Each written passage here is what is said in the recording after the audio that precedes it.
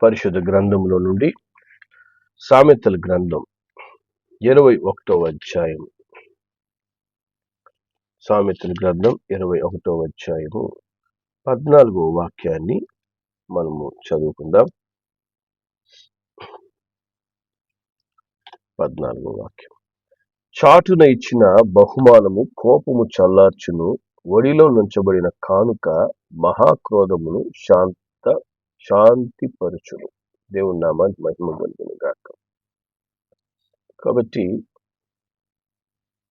దేవుడు ఇక్కడ వాక్యం నుంచి మనతో చెప్తున్నాడు, మనము ఇచ్చే కానుక, మనము ఎప్పుడైతే పరిస్థితిని గ్రహించి మనము కానుకలు అర్పిస్తామో అది మహాక్రోధమును శాంతపరుస్తుందంట, మహాక్రోధమును తగ్గిస్తుందంట. దేవుని నామానికి మహిమ కలుగును గాక. మరి దేవుని బిడ్డలైన మన జీవితంలో అనేక సార్లు కొన్ని కఠినకరమైన పరిస్థితులను మనము ఎదుర్కొంటూ ఉంటాం. మరి అటువంటి పరిస్థితుల్లో జ్ఞానం కలిగి నడుచుకొనుట చాలా ముఖ్యమై ఉంటది. ఆ జ్ఞానం కలిగి మనము ఎప్పుడైతే ప్రవర్తిస్తామో అది మహాక్రోధమును శాంతపరుస్తుంది. మరి పరిశుద్ధ గ్రంథంలో మనము 1 సమూయేలు 25వ అధ్యాయంలోకి వెళ్తే ఇక్కడ 27వ అధ్యాయము 25వ అధ్యాయము 27, 28 వచనాలు మనం చదువుదాం. అయితే నేను నా ఏలినవాడవగు నీ యొద్దకు తెచ్చిన ఈ కానుక నా ఏలినవాడవగు నిన్ను వెంబడించు పనివారికి ఇప్పించి, నీ దాసురాలనైన నా తప్పు క్షమించుము. నా ఏలినవాడవగు నీవు యెహోవా యుద్ధములు చేయుచున్నావు గనుక నా ఏలినవాడవగు నీకు ఆయన శాశ్వతమైన సంతతినిచ్చును. నీవు బ్రతుకు దినములన్నిటను నీకు అపాయం కలుగకుండును. కాబట్టి ఇక్కడ ఒక స్త్రీ, అనగా అబీగయీలు అనేటువంటి స్త్రీ దావీదుకు కానుకనిస్తుంది. ఆమె కానుక ఇస్తూ చెప్తుంది, నీ దాసురాలైన నా తప్పు క్షమించు అని. నీ దాసురాలైనటువంటి నేను చేసిన తప్పును క్షమించు అని అడుగుతూ ఈ యొక్క దావీదు చేతిలో కానుక పెడుతుందట. మరి ఈమె చేసిన తప్పు ఏంటి? ఏమేం తప్పు చేసింది అంటే, తప్పు ఈమె కాదు కానీ ఈమె భర్త చేస్తున్నాడు. ఈమెకు ఒక భర్త ఉన్నాడు. మరి వీళ్ళ గురించి దేవుని వాక్యము మరి ఆ 25వ అధ్యాయము 3వ వచనం మనం చదివితే, ఈమె భర్త పేరు నాబాలు, అతని భార్య పేరు అబీగయీలు. ఈ స్త్రీ సుబుద్ధి గలదై రూపసి అయి ఉండెను. అయితే చర్యలు బట్టి చూడగా నాబాలు మోటువాడు దుర్మార్గుడై ఉండెను. కాబట్టి ఈమెకు ఒక మూర్ఖుడైనటువంటి భర్త ఉన్నాడు. అతడు చేసిన కొన్ని చర్యల వల్ల మరి తన మరణానికే కారణంగా అతను మారుతూ ఉన్నాడు. మరి ఆ వాక్యంలో మనం చదువుకుంటూ వెళ్ళినప్పుడు ఆ యొక్క అధ్యాయంలో మరి దావీదు కొంతమంది తన యొక్క సేవకులను పంపించి నాబాలుని వారికి ఆహారంను పంపించమని కోరతాడు. మరి ఆ విధంగా దావీదు మరి నాబాలుని కోరుతూ ఉండగా, మరి దావీదు గురించి నాబాలు ఏం చెప్తాడంటే 25వ అధ్యాయము 10-11 వచనాల్లో నాబాలు అంటున్నాడు, దావీదు ఎవడు, యెష్షయి కుమారుడెవడు? తమ యజమానులను విడిచి పారిపోయిన దాసులు ఇప్పుడు అనేకులున్నారు. నేను సంపాదించుకున్న అన్నపానములను నా గొర్రెబొచ్చు కత్తిరించు వారి కొరకు నేను వధించిన పశుమాంసము తీసి నేను బొత్తుగా ఎరుగని వారికి ఇస్తున్నా అని దావీదు దాసులతో చెప్తున్నాడట. కాబట్టి దావీదు ఎప్పుడైతే ఆహారమును అడుగుతూ ఉన్నాడో, దావీదోడు నేను అతనికి సహాయం చేయాల్సిన అవసరం ఏంటి? మరి నేను సంపాదించుకున్న దాన్ని ఎందుకు వేరే వాళ్ళకి పెట్టాలని మరి మొరటువాడిగా, దుర్మార్గుడిగా ఆలోచించి మాట్లాడడం ప్రారంభిస్తున్నాడు.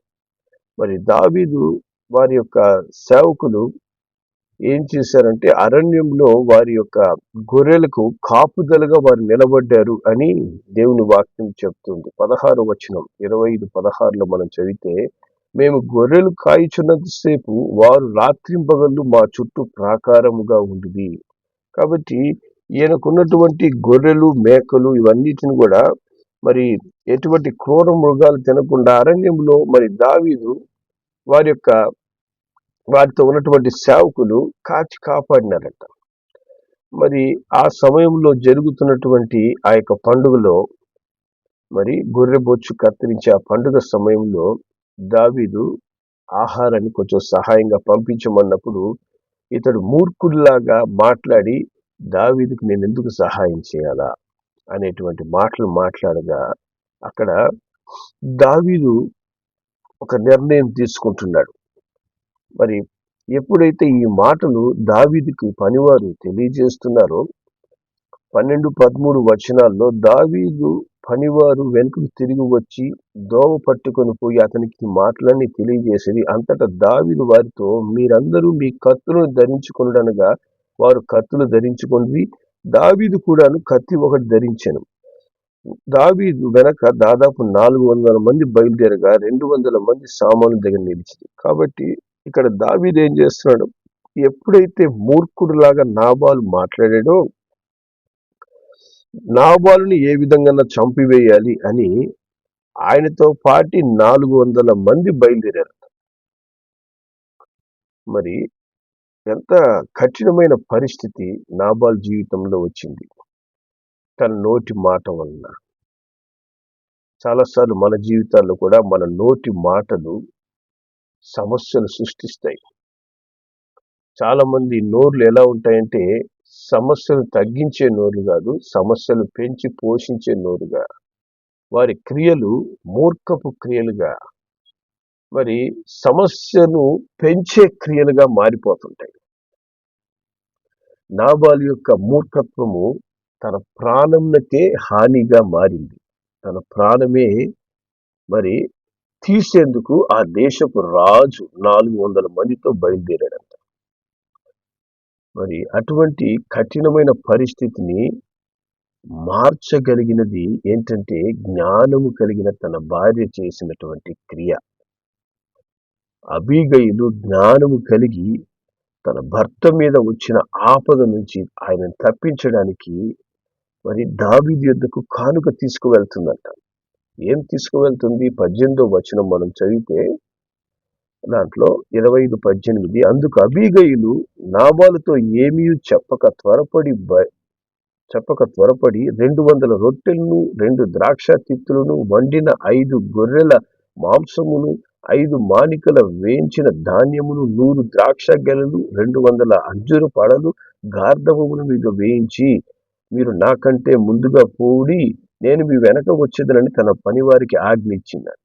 చూసారా, ఇవన్నీ కూడా తీసుకొని కానుకగా దావీదు యొద్దకు వెళ్తుంది ఇవ్వడానికి. తన భర్త మీదకు వచ్చిన ఆపద నుంచి భర్తను కాపాడాలి. మన జీవితంలో కూడా మనం తీసుకునే తొందరపాటు నిర్ణయాలు మనకు ఉరిగా మారే పరిస్థితులు అనేక సార్లు ఏర్పడుతుంటాయి. అటువంటి పరిస్థితిలో గర్వంగా మనం ప్రవర్తించి సమస్యను పెంచుకొనక జ్ఞానముతో నడుచుకోవాలి. జ్ఞానము కలిగి నిర్ణయాలు తీసుకోవాలి. జ్ఞానముగా నడుచుకున్న అబీగయిలు తన భర్తను కాపాడుకోగలిగిందంట. హల్లెలూయా. తన భర్త ప్రాణమును కాపాడుకోగలిగింది. మరి ఎప్పుడైతే ఈ కానుకలు ఎత్తుకోపోయి ఆమె దావీదు చేతిలో పెడుతుందో, దావీదు దగ్గర ప్రార్థిస్తుందో, దావీదు ఒక మాట చెప్తాడు 33వ వచనంలో, నేను పగ తీర్చుకొనకుండాను ఈ దినమున ప్రాణము తీయకుండాను నన్ను ఆపినందుకై నువ్వు ఆశీర్వాదం నొందుదుగాక, నీవు చూపిన బుద్ధి విషయమై నీకు ఆశీర్వాదము కలుగును గాక. కాబట్టి నేను పగ తీర్చుకోకుండా నన్ను ఆపావు, కాబట్టి నువ్వు దీవించబడతావు. నీవు చూపిన బుద్ధి వల్ల నీకు ఆశీర్వాదం కలుగుతుంది. కాబట్టి జ్ఞానం కలిగి ఎప్పుడైతే మనం ప్రవర్తిస్తామో, జ్ఞానము కలిగిన కానుక మనము చెల్లిస్తామో, మహాక్రోధము కూడా శాంతముగా మారుతుందంట. దావీదుకు వచ్చిన కోపము శాంతపరచగలిగింది అబీగైలు ఇచ్చినటువంటి కానుక. మూర్ఖుడైన తన భర్త ప్రాణమును ఆమె తిరిగి రక్షించుకోగలిగింది. హల్లెలూయా. దేవుని నామానికి మహిమ కలుగును గాక. మన జీవితంలో మనము ఇటువంటి విపత్కర పరిస్థితులు ఎదుర్కొంటున్నప్పుడు జ్ఞానము కలిగి మనం ప్రవర్తించాలి. మరి ఇదే విధంగా యాకోబు ఏశావును కలిసేటప్పుడు కూడా ఒక పని చేస్తున్నాడు. ఆదికాండం 33వ అధ్యాయంలోకి మనం వెళ్తే, ఆదికాండం 33వ అధ్యాయంలో 10-11 వచనాలు మనం చదువుదాం. అప్పుడు యాకోబు, అట్లు కాదు, నీ కటాక్షం నా మీద ఉన్న యెడల చిత్తగించుము, నా చేత ఈ కానుక పుచ్చుకొనుము. దేవుని ముఖం చూచినట్లు నీ ముఖం చూచి తిని, నీ కటాక్షం నా మీదకు వచ్చినది కదా, నేను నీ యొద్దకు తెచ్చిన ఈ కానుకను చిత్తగించి పుచ్చుకొనుము. చూసారా, ఇక్కడ ఏశావుకు దావీదుకు ఒక పగ ఉంది. ఏంటంటే యాకోబు ఏశావు యొక్క జ్యేష్ఠత్వాన్ని దొంగలించి పారిపోతాడు. పారిపోయిన తర్వాత అప్పటి నుంచి ఏశావు యాకోబును చంపాలని ఎదురు చూస్తుంటాడు. ఆ చంపాలని ఎదురు చూస్తున్నటువంటి ఏశావును చాలా కాలం తర్వాత మళ్ళా కరుసుకునే పరిస్థితి ఏర్పడతా ఉంది. అప్పుడు యాకోబు ఏం చేశాడంట, కానుకలు అతనికి ముందుగా పంపిస్తున్నాడంట. కానుకలు ఇచ్చి మరి సమాధానపరచడానికి ప్రయత్నం చేశాడు. మరి ఈ కానుకలు తీసుకోమని ఆయనను తొందర పెడుతున్నాడట. మరి ఏశావు చెప్తున్నాడు ఆ కానుకలన్నీ చూసి 9వ వచనంలో, అప్పుడు ఏశావు, సహోదరుడా, నాకు కావలసినంత ఉన్నది, నీవే ఉంచుకో అని చెప్తున్నాడట. హల్లెలూయా. అతను ఇచ్చిన కానుకలు చూసి దేవుడు నన్ను కూడా ఆశీర్వదించాడు, మరి నీ దగ్గర ఉంచు అని చెప్పి ఆయన ఏం చేస్తున్నాడు, 4వ వచనం చెప్తుంది దాంట్లో, 33వ అధ్యాయం 4వ వచనం. అప్పుడు ఏశావు అతన్ని ఎదుర్కొన పరిగెత్తి అతన్ని కౌగలించుకొని అతని మెడ మీద పడి ముద్దు పెట్టుకొనెను. వారిద్దరు కన్నీరు విడిచిరి. సరే, వాళ్ళిద్దరి మధ్య ఉన్నటువంటి ఆ క్రోధము నిలిచిపోయిందట. అన్నాదమ్ముల మధ్యలో ఉన్నటువంటి అసమాధానం నిలిచిపోయింది. ఏ విధంగా? ఒక కానుక, ఒక జ్ఞానంతో కూడిన కానుక. హల్లెలూయా. దేవుని నామానికి మహిమ కలిగిన గాక. మరి దేవుని బిడ్డలైన మనం కూడా సమయ సందర్భానికి తగినటువంటి సమయోచిత జ్ఞానము కలిగి నడుచుకున్నప్పుడు ఎన్నో విపత్కరమైన పరిస్థితులు మన జీవితం నుంచి మనం తప్పించుకోగలం. అందుకే దేవుడు అంటున్నాడు ఇక్కడ, ఒడిలో నుంచబడిన కానుక మహాక్రోధాన్ని శాంతపరుస్తుందంట. హల్లెలూయా. మరి సామెతల గ్రంథము 18వ అధ్యాయము 10వ వచనంలో, సామెతలు 18:10లో ఇంకొక మాట రాయబడి ఉంటుంది.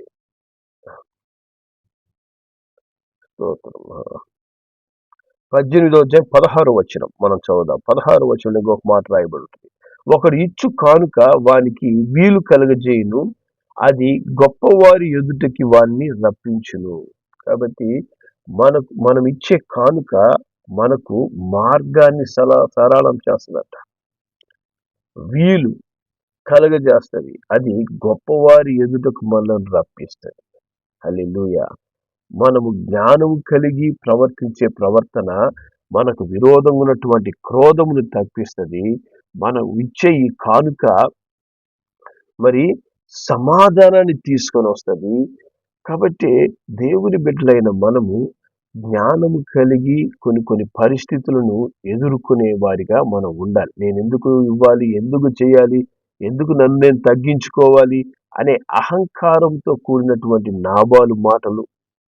మరి యాకోబు ఏశావును ఎదుర్కోవడానికి నేను కారుకి ఎందుకు పంపించాలని, ఒకవేళ తిరగబడే మనసు యాకోబులో ఉంటే పరిస్థితి ఇంకొక విధంగా ఉండేది. కానీ అతను ఇచ్చినటువంటి ఆ కానుక యాకోబు ఏశావు మధ్య దేవుడు సమాధానం తీసుకొచ్చాడు. మరి అబీగైలు చేసినటువంటి క్రియ తన భర్తను రక్షించుకోగలిగింది. అదేవిధంగా మనం కూడా ఒక కాలమున మనం చేసినటువంటి పాపముల ద్వారా, దోషముల ద్వారా దేవుని ఉగ్రతకు పాలై ఉన్నాం. దేవుని ఉగ్రతను మనము పొందుకునే స్థితిలో మనం ఉన్నాం. మరి అట్టి స్థితిలో ఉన్న మనలను ప్రభువైన యేసు ఏం చేసినాడు? ఆయన కార్చిన రక్తము ద్వారా సమాధానపరిచాడంట. హల్లెలూయా! ఆయన తను తాను కానుకగా తండ్రి చేతికి అప్పగించుకొని మన సమాధానానికి కారణమయ్యాడు. మనలను దేవునితో సమాధానపరిచాడు. హల్లెలూయా! దేవుని నామానికి మహిమ కలుగును గాక. దేవుడు తన్ను తాను కానుకగా అర్పించుకొనుట ద్వారా ఈ దినము మనము రక్షణను పొందుకున్నాం, విమోచనను పొందుకున్నాం. హల్లెలూయా! మరి దేవుని వాక్యం చెప్తుంది, రోమిలకు రాసిన పత్రిక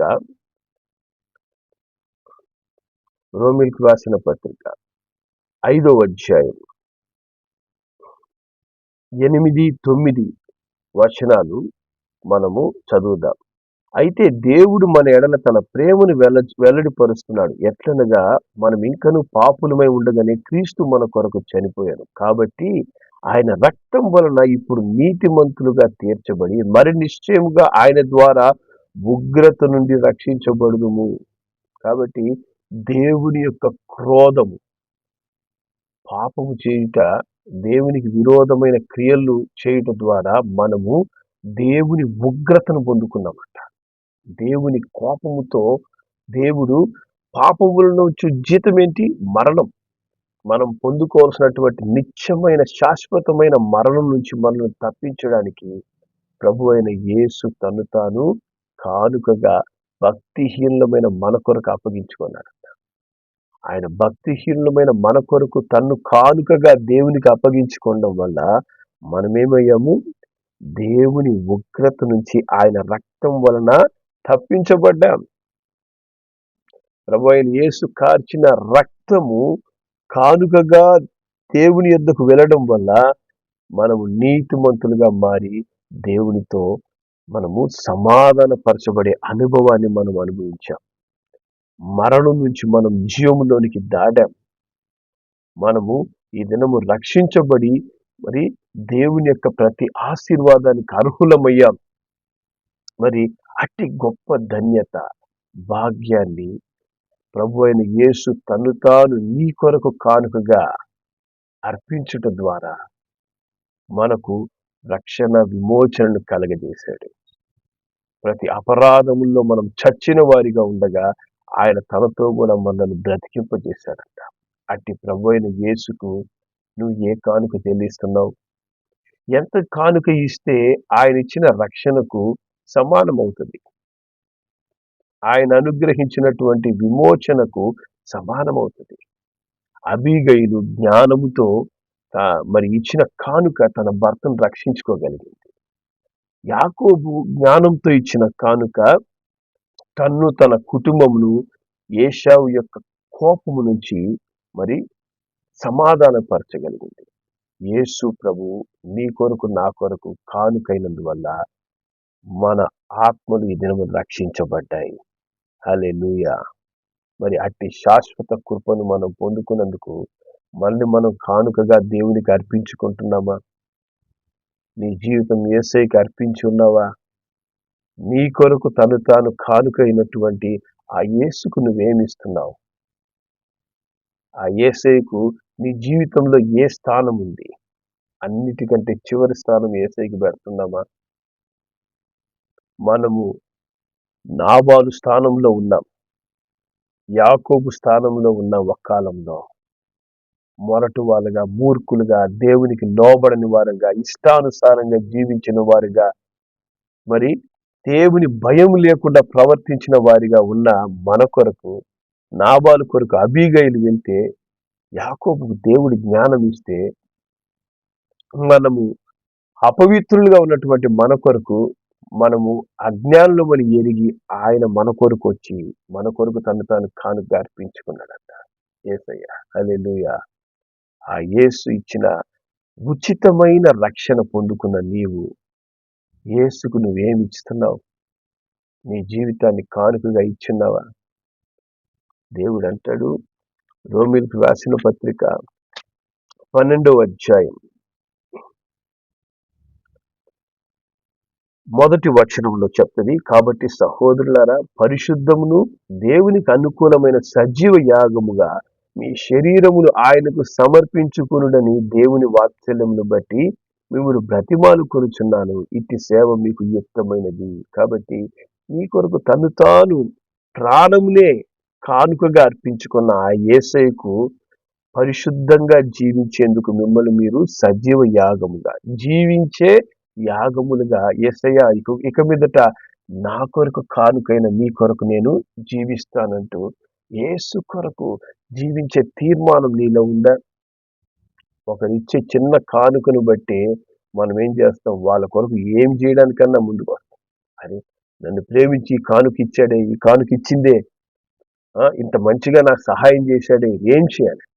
యేసయ్య మరణం నుంచి, శాశ్వత మరణం నుంచి మనల్ని తప్పించాడే, ఆ యేసయ్యకు నువ్వు కానుకగా ఏమిస్తున్నావు? చాలా మంది ఏంటంటే చిల్లర కానుకలు ఇస్తుంటారు. చిల్లర తీసుకొచ్చి దేవునికి ఏంది బిచ్చం వేసినట్టు. యేసయ్యకు నువ్వు ఇచ్చే బిచ్చం అక్కర్లేదు.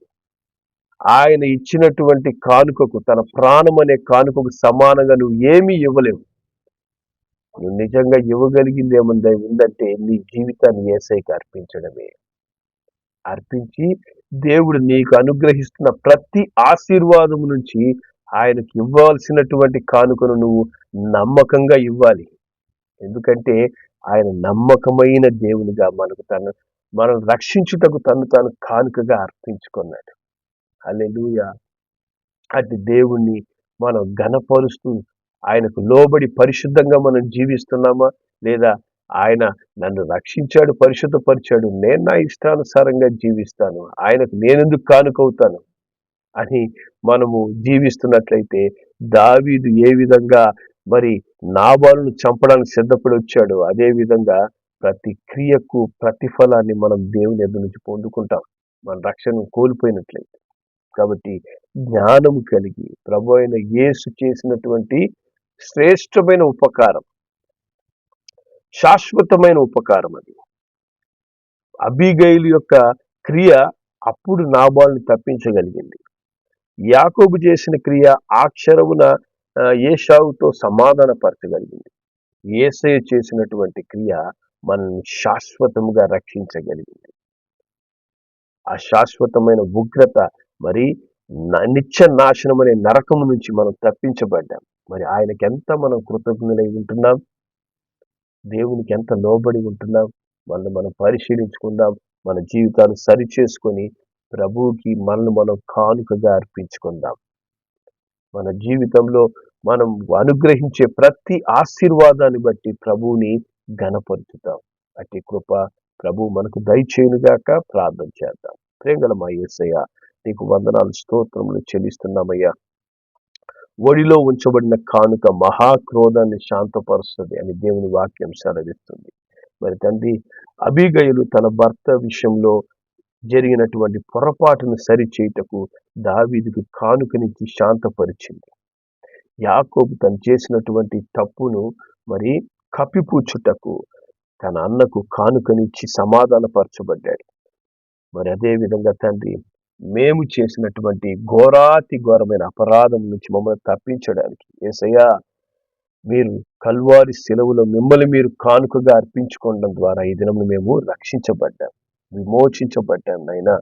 మరి తండ్రి, అది మీరు చేసినటువంటి ఆ శ్రేష్టమైన కార్యాన్ని, పరిశుద్ధమైన కార్యాన్ని మేము గుర్తించుకొని నైనా మా జీవితాన్ని మీకు కానుకగా అర్పిస్తూ నైనా తండ్రి, నీ చిత్తానుసారంగా నీ యందు భయము భక్తి కలిగి జీవించే కృప మాకు అనుగ్రహించమని, అట్టి శాశ్వతమైనటువంటి ఆశీర్వాదములో మేము మా కుటుంబం నడిచేందుకు సహాయం చేయమని యేసు నామములో ప్రార్థిస్తున్నాం తండ్రి.